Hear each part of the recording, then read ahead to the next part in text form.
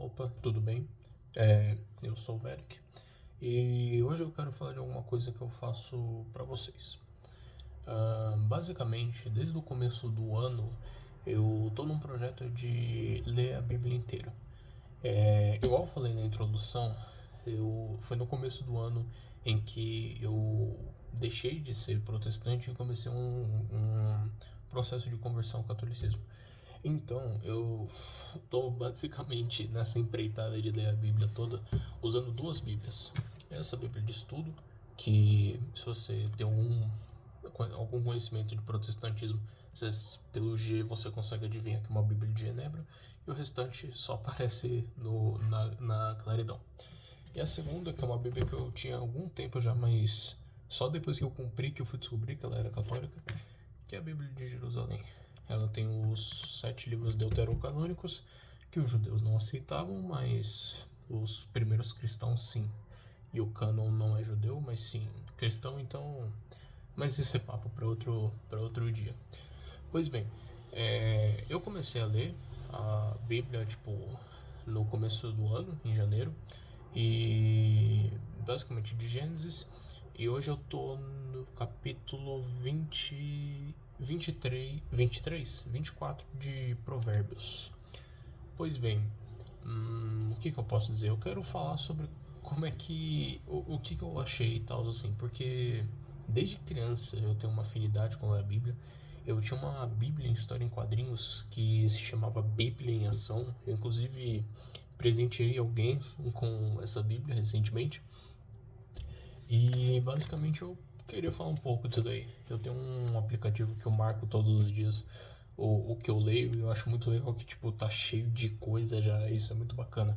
Mas eu não cheguei nem na metade dessa Bíblia ainda. Basicamente é porque é aquelas Bíblias de estudo que ela tem um monte de comentário. Inclusive aqui embaixo, ó. Isso quando não tem introduções aos livros. Aí fica muito maior. Por exemplo, primeiro livro dos reis não começa com a narrativa, mas sim com esse blocão aqui. Cadê? O livro só começa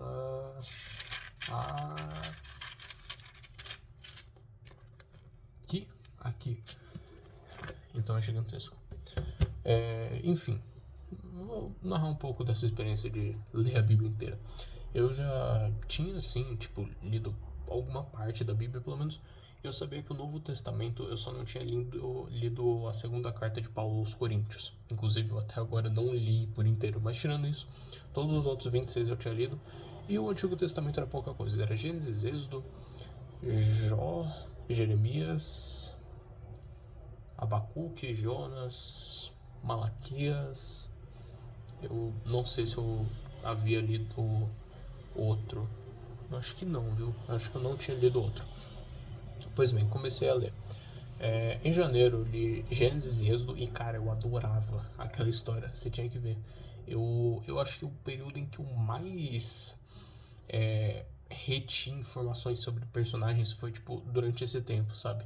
Cara, eu adorava ler sobre Abraão, sobre até Isaac, Jacó, os filhos de Jacó, José, Moisés, Arão. Cara, eu adorava muito, Moisés e Arão. Quando chegou em Levítico, aí geralmente é o problema. Geralmente quem quer ler a Bíblia inteira, quando sobrevive a segunda metade do Êxodo, que é totalmente leis, morre em Levítico. E quando não morre em Levítico, com certeza morre em Números. E Deuteronômio nem se fala. Mas eu consegui. Eu não gostei tanto assim de Levítico. Claro que tem uma questão ali sobre a expiação e tal, e faz um simbolismo messiânico e tal. Só que eu lembro muito mais das leis sanitárias do sacerdote tendo que demolir uma casa mofada do que diferenciar a oferta de culpa e a oferta de pecado. Números eu até que gostei bastante. Eu percebi que eu tenho uma afinidade maior para a parte histórica. Cara, eu gostei bastante da parte histórica. Tá certo que eu não lembro de muita coisa da parte dos reis, principalmente Davi e Salomão. Mas esse período anterior a eles, principalmente de Abraão até Moisés ou Josué, eu tenho um pouquinho mais de afinidade. Deuteronômio eu achei legal, tal. Também Números, eu tenho que falar das inúmeras rebeliões que teve, dos coraitas, inclusive do chão abrindo no meio, é muito legal, tá ligado? Aquela história do Josué e os espias indo pra Terra Prometida, e o pessoal voltando em total apostasia e querendo matar todo mundo ali. Tem a história do Finéias também, cara, é incrível. Então esses daí foram os livros que eu mais gostei. Eu gostei muito de fazer um comparativo entre Abraão e Moisés, porque tipo assim, Deus só aparecia para Abraão algumas poucas vezes, tipo, num espaço de anos, tá ligado? Abraão já tinha 75 anos quando Deus apareceu a primeira vez para ele. E nunca era tipo uma presença contínua, tá ligado? Tipo, Deus aparecia, Abraão, sai da tua terra. Abraão, Sara vai ter um filho. Abraão, sacrifica teu filho. Abraão isso, Abraão isso. Aí quando depois Isaac, depois Jacó, depois José e os outros irmãos dele. Só que com Moisés era diferente. Tipo, Deus apareceu para Moisés no. Não sei o nome, Sinai? Não lembro se era o Sinai, ou era o Carmelo, ou era Horeb, ou algum outro monte da sarça ardente, do Eu Sou. E aí depois, tipo, é no Egito, aí depois é da saída do Egito, aí depois é do Sinai, aí é nos 2 anos fazendo ali. Tipo, era a primeira vez que Deus estava tão perto assim, eu gostava muito disso. Eu gostava também de Arão, tá ligado? Porque, tipo, muita gente trata Arão como se fosse só um personagem ali, tá ligado? Só que, tipo, cara, o tanto de coisa que Deus fez com Arão, tipo, Deus colocou o sumo sacerdócio na mão do cara. É incrível, são tantos detalhes dos ornamentos de Arão, e as vestimentas, e os acessórios, e a tiara escrito Santidade ao Senhor, e os sacrifícios, e os processos de purificação. Cara, eu achava aquilo ali excelente, magnífico, muito legal.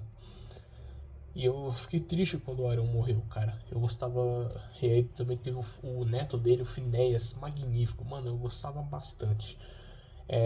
Depois veio o Josué. Josué eu também achei top demais. Tipo, aquela conquista de Canaã. E, mano, Josué era incrível. Era incrível, eu gostava bastante. Depois veio os juízes, que aí a história deixou de ser tão focalizada num personagem só e foi passando de gerações, gerações e gerações. E por fim desagou em Samuel, Saul e por fim nosso querido Davi. Davi também foi um personagem muito importante. Eu não tenho muito o que comentar sobre o Davi. Tipo, a história dele é muito legal. Só que eu ainda acabei pegando mais um emocional pela parte do Pentateuco, tá ligado? Mas é muito importante as perseguições com Saul, aquela história que ele tinha com o Jonatas, uma amizade assim e tal. Até depois no reinado com o Absalão, Absalão, o nome do filho dele. É uma história assim, tipo, fantástica, tá ligado?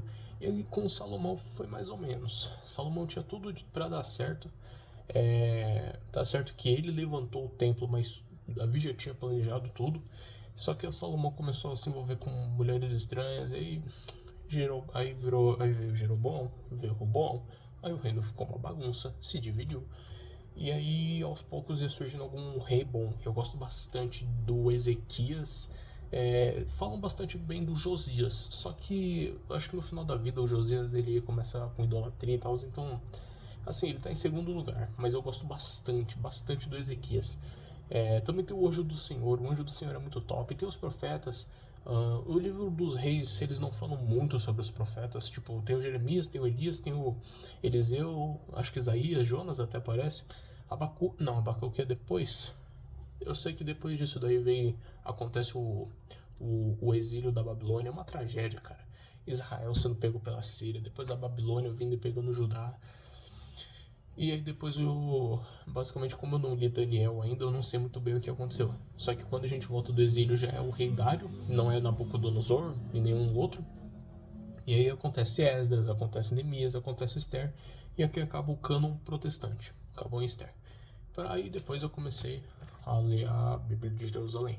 Então eu li a história de Tobias, que eu gostei bastante. Tobias é uma história bem interessante, eu gosto dela. Tem Judite que parece uma narrativa tirada de Juízes. Me lembra muito Juízes, não sei porquê. E tem primeiro e segundo Macabeus. Cara, primeiro Macabeus é legal, eu gostei do livro, só que muitas informações eu fiquei muito confuso. Agora, segundo Macabeus, é um relato só do tempo de Judas, não de Simão e de Jonatas, os irmãos dele que governaram e lideraram ali os judeus depois da morte do Judas. Mas eu gostei mais de Segundo Macabeus, mesmo tendo menos acontecimentos. E o Judas é uma figura tão legal que eu coloco, tipo, no nível de Josué. Eu gosto bastante do Judas. E depois que acabou o período histórico, agora eu entrei nos livros poéticos. Eu li Jó e terminei bem recentemente Salmos. E enquanto eu lia Salmos, eu li também a Sabedoria de Salomão e o Eclesiástico. E agora eu tô lendo Provérbios. Eu não gosto muito de Provérbios, eu vou falar a verdade. Eu prefiro Eclesiástico, mas Eclesiástico também é gigantesco e foi uma tortura. Porque, tipo assim, eu tenho um plano diário que é tipo 3 a 4 capítulos por dia. Já tá tudo organizadinho. Só que esse planejamento foi feito na Bíblia protestante, então não tem os 7 deuterocanônicos. Então eu tenho que ler eles por fora. Eu fiquei um mês aí lendo os livros de Macabeus, um capítulo por dia, porque os capítulos são muito grandes. E aí quando Tobias eu li numa vez só, Judite também numa vez só, mas quando chegou Sabedoria de Salomão e Eclesiástico, eu decidi pegar 5 capítulos por dia, além da leitura que eu estava fazendo da Bíblia. Então, nossa, foi horrível, foi uma tortura. Eclesiásticos é tipo Provérbios, só que um pouquinho melhor. E lá no final fica bom. A partir do 44 para o 51, começa a narrar a história de Israel, que eu gosto bastante. Eu falei que eu gosto da parte histórica. E também no final, eu acho que o 51 me lembra bastante uma poesia messiânica, sabe? Eu acho isso daí muito bacana. Mas é isso. Eu sei que até o final do mês eu vou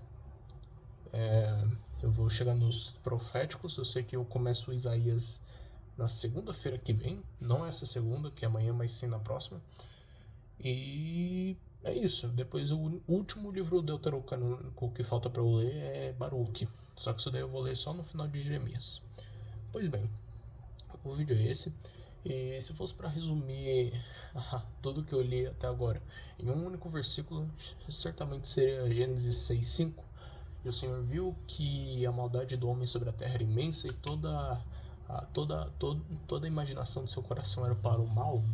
Nossa, faz muito tempo que eu não li esse versículo. Será que eu encontro a tempo? Eu gosto dos salmos, são bem messiânicos assim. Depois de um tempo eles param de ser, mas mesmo assim eu gosto bastante deles. Viu o Senhor que a maldade do homem se havia multiplicado na terra e que era continuamente mal todo o desígnio do seu coração. É isso, resume toda a narrativa. Talvez eu grave um vídeo falando sobre aspectos que a gente encontra hoje no catolicismo que estavam no Antigo Testamento. Eu já percebi algumas coisas, mas o vídeo de hoje é esse. Agradeço você por ter assistido esse vídeo e é isso. Eu vejo você no próximo vídeo. Obrigado por ter visto e tchau.